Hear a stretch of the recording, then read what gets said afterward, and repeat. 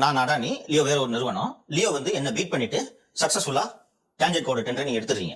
நிலக்கரியை எப்படி கொண்டு வருவீங்க இந்தோனேஷியாவில இருந்து? ஷிப் எங்க வந்து நிக்கும்?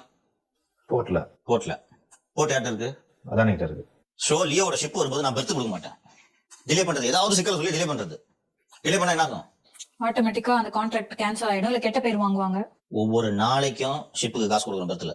டெமரேஜ்னு சொல்லுவாங்க. அதை கண்ட கட்டணும் அபராதம் வச்சுங்க.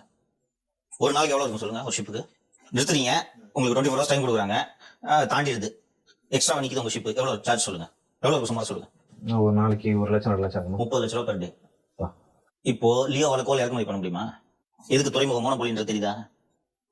இப்ப காட்டுப்பள்ளியை கைப்பற்றணும்ட்டு எதற்காக அடானி முனைகிறது என்பது தெரிகிறதா? இப்ப இந்தியால எல்லா போட்டும் அடானி தானே இருக்கு, வேற யாராவது கோல் பிசினஸ் பண்ண முடியுமா? இப்படி இந்த பராதாயா என்ற நிறுவனம் கோல் பிசினஸ்ல இருந்து பராதாயா ஒழிச்சு கட்டணும்ன்றதான் அடானியோட நோக்கம். அதற்கு தான் இந்த சந்திப்பு.